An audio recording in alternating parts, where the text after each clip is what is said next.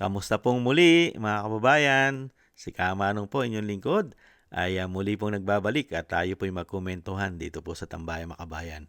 Sana po nasa maayos po kayong kalagayan. At mag-umpisa na po tayo.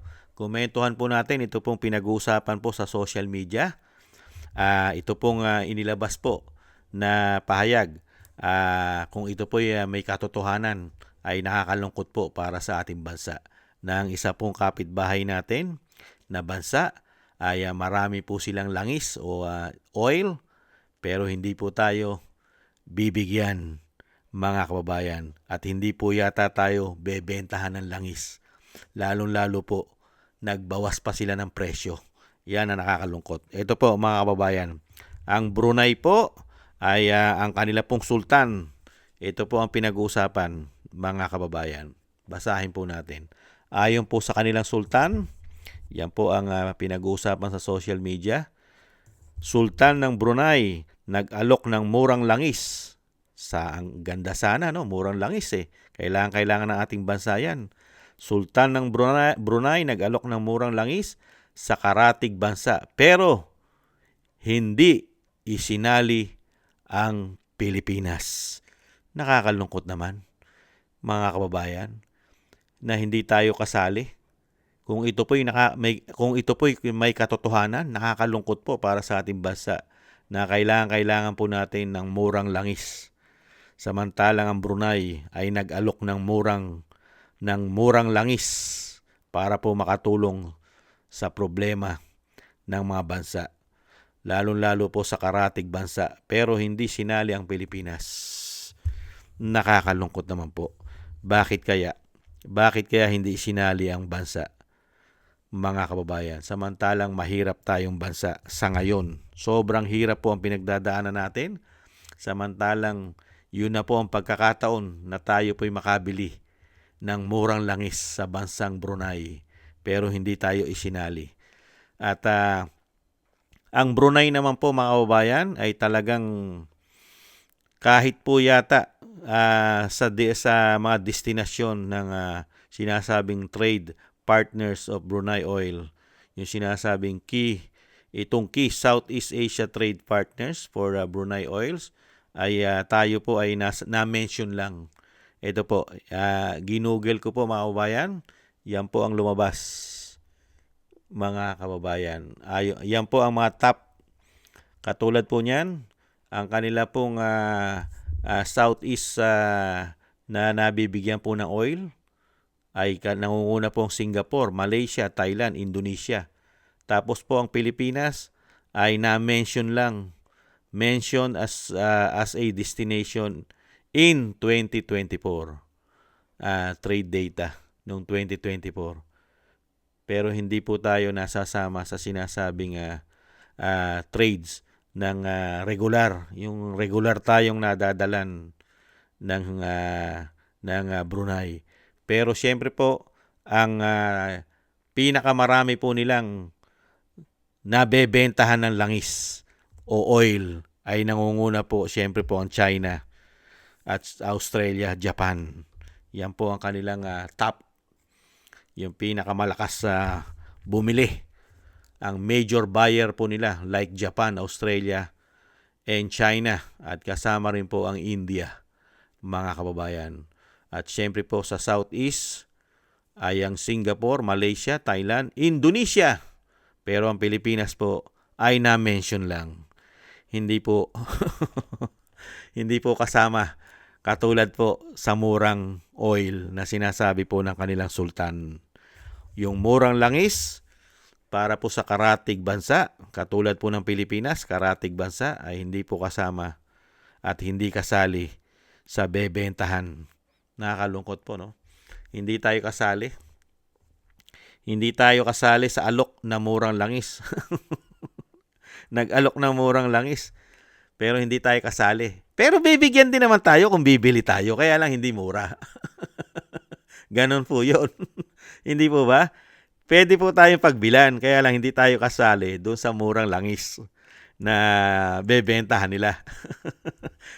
Nag-alok lang sila ng mura. Siyempre, yung murang langis po, sigurado na po yun sa Singapore, Malaysia, Thailand, Indonesia, At syempre po yung Australia, Japan at China, nag-alok sila ng murang langis. Pero hindi kasama ang Pilipinas. Nakakalungkot. Pambihirang buhay ano. Pero pwede ka naman bentahan. Pwede ka naman bentahan. Kaya lang hindi ka makaka-discount. Hindi ka bibigyan ng mura. Mambihira.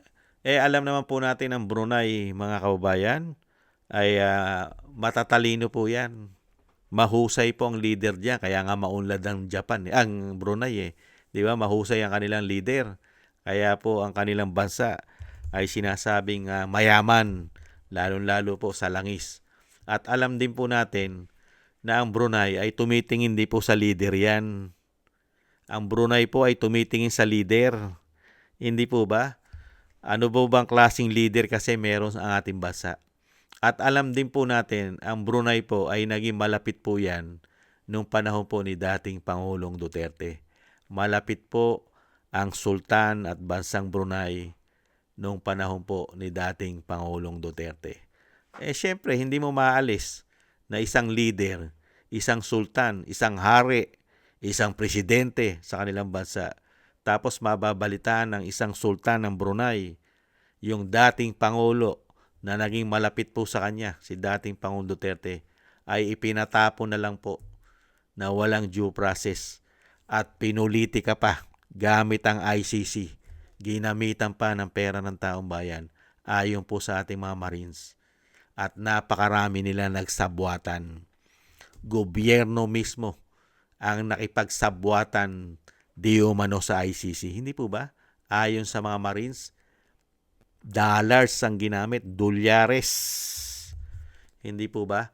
Kaya po nakakalungkot. Dahil po ang mga bansa ay nakatingin sa bansa natin. Hindi po mga bobo yan.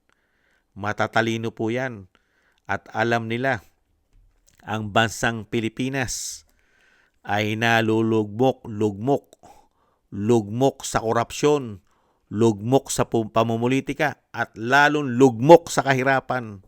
Bagsak ang ekonomiya. Kaya nga po, napakataas na po ngayon ng piso. History na. Record na po ngayon. Breaking the record. Di ba? Pinakamataas na palitan ng piso.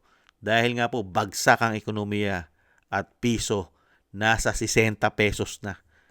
Papalo pa yan. Baka tumaas pa sa 60 pesos ang piso ng dolyar, ang $1 sa ating pong pera. Hindi po ba? Napakataas. Yung piso ng Amerika, piso ng dolyar sa atin 60 pesos ang palitan. Napakataas.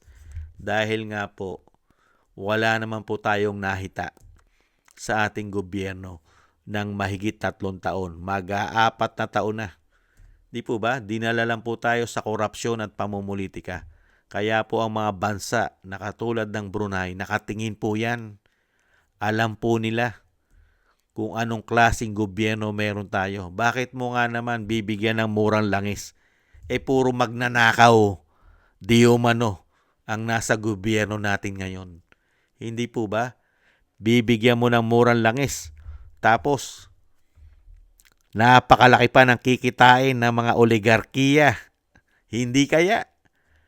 Magagamit pa ang murang langis ng Brunei para po pagsamantalahan di umano ang mahihirap na tao sa Pilipinas katulad natin. Hindi po ba? Matalino po ang Sultan ng Brunei. Alam niya po ang ginagawa, lalong-lalo po sa ating bansa na naghihirap. Ang majority ng Pilipino ay naghihirap po, lalong-lalo po nung makabalik ang nagbigay po ng kasaysayan sa ating bansa. Magmula sa ama at hanggang sa apo ay nagbigay po ng kasaysayan sila sa ating bansa. Lalong-lalo po sa kasaysayan ng pagnanakaw umano. Hindi po ba? Kaya po napakalungkot pong balita, mga kababayan. Katulad po niyan, kapitbahay mo na.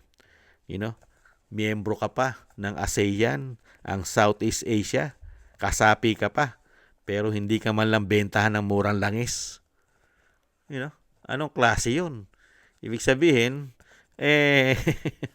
hindi nagugustuhan ng ang iyong pamamalakad. Hindi po ba? Hindi nagugustuhan ng pamamalakad mo.